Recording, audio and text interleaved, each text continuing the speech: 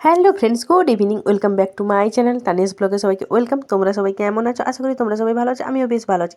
আজকে একটা নতুন রান্না করছি, তো দেখো সবাই হয়তো দেখলে অনেকে অনেক কথাই বলবে, কিন্তু কিছু করার নেই, জানো তো। এটা আমার খুব খেতে ভালোবাসে, তাই জন্য আমার বরমশাই এনেছে আমার জন্য বাজার থেকে। তো দেখো এই যে কড়াইতে তেল বসিয়ে দিয়েছি, আর আজকে রান্না করবো চিকেনের পা, লিভার আর স্টমাক। তো এই প্রথমে আমি আলুটা ভেজে নিচ্ছি, আর সমস্ত মশলা টশলা আমি করে নিয়েছি। এখন এই যে আলুটা ভাজছি ভালো করে ভেজে নিয়ে, তারপরে হচ্ছে তরকারিটা করব। তো কারা কারা এটা খেতে ভালোবাসো তোমরা কিন্তু অবশ্যই কমেন্ট করে জানাবে। আমার তো খুবই ভালো লাগে, আর আমাদের বাড়িতে এটাই ফার্স্ট টাইম হচ্ছে। এরা মানে খায় এমনি মাংসের সঙ্গে খায়, কিন্তু আলাদাভাবে এরা এখানে খায় না। তো আমি বলেছিলাম, তো আজকে সোনাইকে পড়তে নিয়ে গেছিলো, তো আসার পথে আমার জন্য এনেছে। তো চলো, কথা বলতে বলতে আমার আলুগুলো লাল লাল করে ভাজা হয়ে গেছে, আর একটু তেল দিয়ে দিচ্ছি। দিয়ে এবার করব মশলাটা কষানো, মানে মশলাটা কষাবো, কষিয়ে তারপরে করব। প্রথমে যে আমি 5 ফোড়ন দিয়ে দিয়েছি। আমি কিন্তু মাংস রান্না করলে 5 ফোড়ন দিয়েই করি। তোমরা হয়তো জিরে ফোড়ন দাও বা কে কী ফোড়ন দাও আমি জানি না, কিন্তু আমি 5 ফোড়ন দিয়েই করি। দিয়ে রসুনটা ভেজে নিয়েছি, দিয়ে এবার পেঁয়াজ, আদা, রসুনটা তো আগে দিয়েছি, পেঁয়াজ, কাঁচা লঙ্কা, আদা, টমেটো সব একসঙ্গে দিয়ে দিয়েছি। একটু নুন দিলাম, দিয়ে এবার ভালো করে আমি মশলাটা কষিয়ে নিই। আর কষাতে কষাতে তোমাদের সঙ্গে আমি গল্প করছি, করতে করতে দেখো না মশলাটাও ভালোভাবে নরম হয়ে গিয়েছে। তো আর আমাদের বাড়িতে আজকে হয়েছে এটা হয়েছে, আর বাচ্চাদের জন্য ভাত হয়েছে, মানে ভাত হবে, হয়নি, ভাতটা করব। আগে মাংসটা তো করে নিই, তারপর ভাত করব। আর মা, বাবা আর আমার বর ওরা খাবে রুটি, তো ওদের জন্য রুটিটা হয়ে গিয়েছে। আর জানো তো বাচ্চাগুলো না পা খেতে ভালোবাসে, তাই জন্য বললাম যে একটু নিয়েছো। আর যে স্বাদের জন্য অল্প একটু চিনি দিলাম। আমার না নুন মিষ্টি মানে ব্যালেন্সটা হওয়ার জন্য আমি একটু মিষ্টি দিই। আর আমি প্রত্যেকটা রান্নাতেই অল্প একটু করে মিষ্টি দিই, যাতে নুন মিষ্টির ব্যালেন্সটা সুন্দর হয়।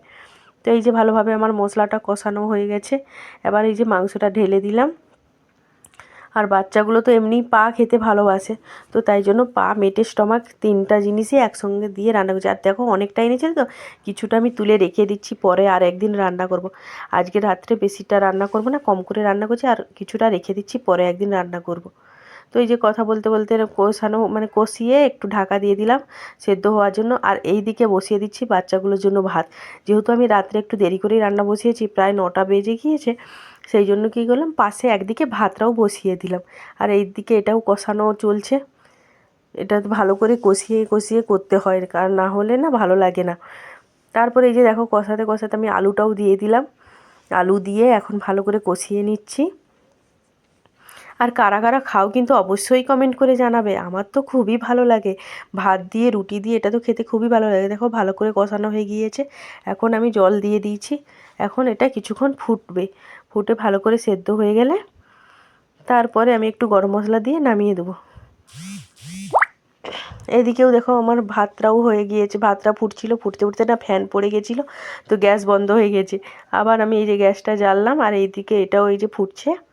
তো অনেক ঝোল আছে, তো ঝোলটা মেরে না ওটা পুরো মাখা মাখা করে দেবো। তো দেখো এই যে মাখা মাখা প্রায় হয়ে এসছে। এই পাশে আমার ভাতটাও সেদ্ধ হয়ে গেছে, ভাতটাও আমার হয়ে এসছে। তারপরে এই যে হয়ে গিয়েছে, এখন নামিয়ে নেব। গাছের টাটকা ধনেপাতা তুলে আমি এখন ধনেপাতা দিয়ে দিচ্ছি। ধনেপাতা দিয়ে এবার তরকারিটা আমি নামিয়ে নেব। গ্যাসটা বন্ধ করে দিয়েছি, নামিয়ে নেব। আর ওদিকে না আমার ভাতটাও হয়ে গেছে, আমি ভাতটাও গড়িয়ে দিয়েছি, ফ্যানটা উপর করতে দিয়ে দিয়েছি। আর এই যে দেখো আমার তরকারিটা হয়ে গিয়েছে, রান্না কমপ্লিট। এবার দেবো বাচ্চাগুলোকে খেতে। বাসনগুলো আগে ধুয়ে নেব, ধুয়ে দিয়ে তারপরে দেবো বাচ্চাগুলোকে খেতে।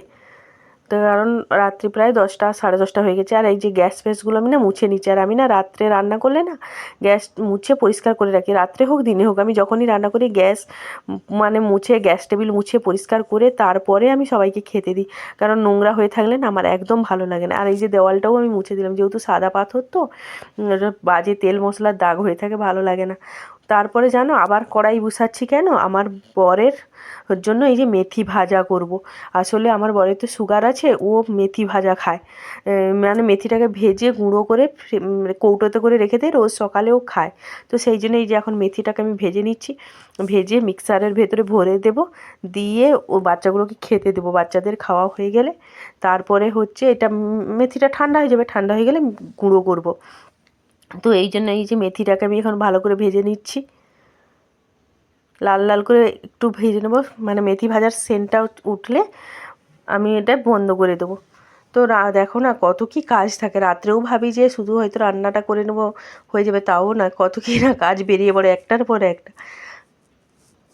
আর তোমরা যদি কেউ মেথি ভাজা দিয়ে না তেতো বানাতে চাও তাও করলে হবে, কারণ মেথি ভাজাতে তেতো বানালে ভালো লাগে। এই যে দেখো কথা বলতে বলতে হয়ে গিয়েছে মেথি ভাজাটা। এখন ভরবো এটাকে মিক্সারের ভিতরে, কিন্তু গরম এক হাত দিয়ে কী করে ভরবো আমি তো খুঁজেই পাচ্ছি না। এরমভাবে ভরতে যাচ্ছি কিন্তু হচ্ছে না, আর পেছনে হাতেও গরম লাগছে। তারপরে দেখো এই আস্তে আস্তে করে আমি ভরে দিচ্ছি। এই যে এগুলো সমস্তগুলো ভরা হয়ে গেছে, এখন এটা আমার বর পরে মিক্সারে গ্রাইন্ড করবে। তো চলো এখন আমি মানো আর সোনাইকে ভাত দিচ্ছি, ওরা এখন মানে ভাত খেতে বসে পড়বে। এই যে ও দু ভাইয়ের মতোই ভাত করেছি, তাই জন্য দু ভাইকে ভাতটা সব দিয়ে দিলাম। আর ওই যে এখন ওদেরকে তরকারিগুলোও দিয়ে দিচ্ছি, ওরা খাবে। তো আজকের ব্লগটা আমার কেমন লাগলো তোমরা কিন্তু অবশ্যই কমেন্ট করে জানাবে, আর রেসিপিটাও কেমন লাগলো তোমরা কিন্তু অবশ্যই আমাকে কমেন্ট করে জানাবে। আর এই যে মানও এখন ফোন নিয়ে ঘোরাঘুরি করছে, এখন দেবো ওদেরকে ভাত, ওরা এখন খেতে বসবে। মানকে তো আমাকে খাইয়ে দিতে হবে। আর সোনাইকেও বাদ দিয়ে দিচ্ছি, এই যে এখন মানকে খাইয়ে দিচ্ছি। গরম তো খুবই, তাই। আর মানও দেখো সামনে কাঁচা লঙ্কাটা এগিয়ে দিল, আমি বলছি তুই খাবি, বলছে না। এই যে মানকে এখন খাইয়ে দিচ্ছি। তো চলো আজকের ব্লগটা এখানে শেষ করছি, টাটা বাই, গুড নাইট।